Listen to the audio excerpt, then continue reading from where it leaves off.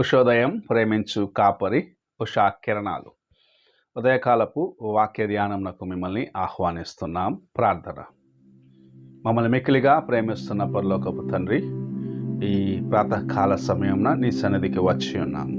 తండ్రి, నాతో మాతో మాట్లాడము. కార్యక్రమం నాయన మాకు ఆశీర్వదించి నీ కృప చేత అనుగ్రహించమని యేసు పరిశుద్ధ నామం అడిగి వేడుకుంటున్నాను పరమ తండ్రి, ఆమెన్.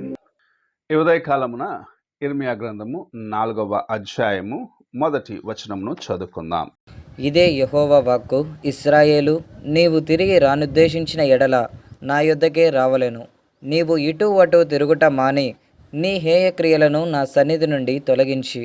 మనము చదివిన వాక్య భాగములో దేవుని యొక్క వాక్యము ప్రవక్త అయిన ఇర్మియాకు ప్రత్యక్షమై చెప్పిన మాట ఏంటి? నీవు రాను ఉద్దేశించినట్లే, ఇశ్రాయేలు నీవు రాను ఉద్దేశించినట్లయితే తిరిగి నా యొద్దకే రావాలి. నీ హేయక్రియలన్నిటిని విడిచిపెట్టి నా యొద్దకు తిరిగి రమ్మని చెప్పటం చూడగలం. ఈ లోకంలో దేవుని సన్నిధిలో ఉన్న సమాధానము, ఆయన సన్నిధిలో ఉన్న విడుదల మరి ఎక్కడా లేదు. ఈ దినమున మనుషులు ధనము కోసము, పేరు ప్రఖ్యాతల కోసము ఇటు అటు పరుగులెత్తే వారిగా ఉన్నారు. దేవుని మరచిపోయిన వారిగా ఉన్నారు. వారికి తమ యొక్క ఆస్తి, తమ యొక్క డబ్బు దేవుడుగా ఉన్నాడు. వారి యొక్క పేరు అనగా వారిని ఘనపరిచే వారిని చూసినప్పుడు నాకింత ఘనత ఇస్తున్నారని అదే వారికి రమ్యముగా ఉంటున్నది. వారు దేవునిని మరచిన జీవితంలో దేవునికి దూరమై ఆయన యొక్క కృపను పోగొట్టుకుంటున్నారని గ్రహించుకోలేకపోతున్నారు. ఈ ఉదయకాల సమయమున నీవు ఏ బలహీనతను బట్టి, అనగా ఏ పొరపాటు చేసి, ఏ కార్యంను బట్టి దేవుని కృపకు దూరమైనావో ఆ కార్యమును విడిచిపెట్టి నీవు తిరిగి ఆయన యొద్దకే రమ్మని ప్రభు పిలుచుతూ ఉన్నాడు. నీ హేయ క్రియలు, నిన్ను దేవునికి దూరము చేసిన కార్యములు, నిన్ను దేవుని యొక్క కృప నుండి దూరము చేసిన కార్యములు ఏమిటో గ్రహించుకొని వాటిని నీవు దేవుని సన్నిధిలో ఒప్పుకోవాలి అని ప్రభు నిన్ను ఆహ్వానిస్తూ ఉన్నాడు. నీవు తిరిగి ఎక్కడికి రావాలి అంటే ఆయన యొద్దకే రావాలి. మనుషులైన మనము దేవుని ప్రేమను మర్చిన వారిగా లోకములో ఉన్న వాటిని చూసుకుంటూ అవే మనకు సమస్తం అనుకుంటూ నాశనం వైపు పరిగెత్తుచూ ఉన్నాము. తప్పిపోయిన కుమారుని యొక్క జీవితంలో మనము చూసినట్లయితే ఆ చిన్న కుమారుడు తనకున్నవన్నీ పోగు చేసుకొని తండ్రిని విడిచి దూరదేశమునకు వెళ్ళినాడు. ఆ దూరదేశంలో సమస్తము పోగొట్టుకున్న తర్వాత ఎక్కడికి రావాల్సి వచ్చినది? అప్పుడు జ్ఞానం వచ్చినది. అప్పుడు తన హృదయము పరీక్షించుకున్నాడు. నా తండ్రి ఇంటిలో పనివారికి సమృద్ధిగా ఉన్నది, నేను ఇక్కడ ఆకలితో అలమటిస్తున్నాను, నాకు సహాయము చేసేవారు ఎవ్వరు లేరు ఇక్కడ, నేను నా తండ్రి ఇంటికి తిరిగి వెళ్తాను అని తన్ను తాను మొదటిగా తన యొక్క హృదయములో ఒప్పుకొని సరిచేసుకొని అప్పుడు బయలుదేరినాడు. నేను నా తండ్రి ఇంటికి వెళ్తాను, నేను కాకపోతే ఇంకెవరు వెళ్తారు అనుకోలేదు.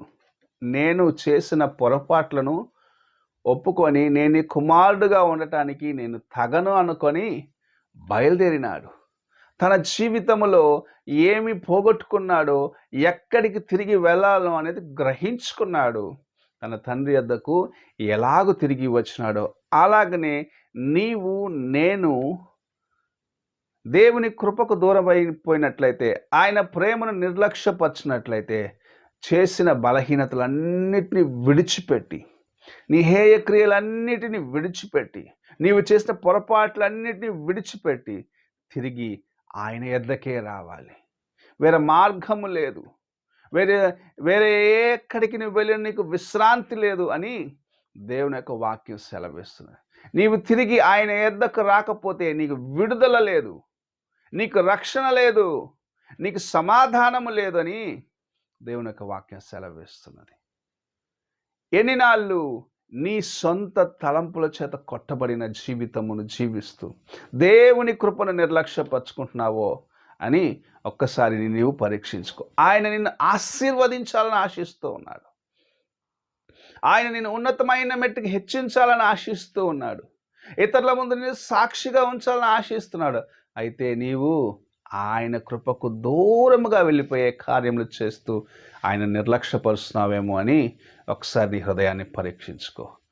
ఈ ఉదయకాల సమయమున ప్రభు నిన్ను ప్రేమించి నిన్ను పిలుస్తూ ఉన్నాడు, నీతో మాట్లాడుచున్నాడు. నీ హేయ క్రియలను విడిచిపెట్టి నా యొద్దకు తిరిగి రమ్మంటున్నాడు. నీవు చేసిన బలహీనతలను విడిచిపెట్టి నా యొద్దకు రమ్మంటున్నాడు.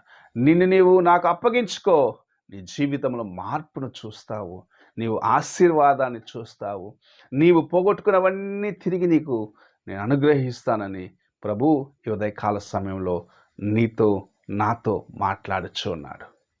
నీవు నీ హృదయాన్ని సరిచేసుకోకుండా దేవుని సన్నిధికి తిరిగి రాకపోతే నీవు ఇటు అటు పోరాటములతో నింపబడిన జీవితమును కలిగి ఉండి ఆయన కృపను, ఆయన ఇచ్చే ఆశీర్వాదాన్ని సంపాదించుకొనలేక చివరికి అలమటించే జీవితంలోకి వెళ్ళిపోతావు. అలాంటి స్థితికి నీవు వెళ్ళరాదని ప్రభు నిన్ను ప్రేమిస్తూ ఈ ఉదయకాల సమయంలో నీతో మాట్లాడుచు ఉన్నాడు. నీవు రాను ఉద్దేశించినట్లయితే నీ హేయక్రియలన్నిటినీ విడిచిపెట్టి నా యొద్దకే తిరిగి రమ్మని ప్రభు నిన్ను పిలుస్తూ ఉన్నాడు. ప్రార్థన చేసుకుందాం. మహోన్నతుడైన గొప్ప దేవా, ఈ ప్రాతకాలంన మీరు మాకు అనుగ్రహించిన నీ వాక్యం బట్టి స్తోత్రంలో చెల్లించుకుంటూ, నిజముగా నాయన నీ యొద్దకు తిరిగి వస్తేనే మాకు విశ్రాంతి, నీ యొద్దకు తిరిగి వస్తేనే మాకు విడుదల, నీవే మాకు సమస్తమని గ్రహించుకొని నీకు నాయన మేము అప్పగించుకునే అనుభవం దయచేయమని యేసు పరిశుద్ధ నామమున అడిగి వేడుకుంటున్నాను పరమ తండ్రి, ఆమేన్. తండ్రి అయిన దేవుని ప్రేమ, కుమారుడైన క్రీస్తు కృప, ఆదరణకర్త అయిన పరిశుద్ధాత్మ యొక్క సహవాసము ఇప్పుడు ఎల్లప్పుడూ తోడయుండి సదాకాలము నడిపించునుగాక. ఆమేన్.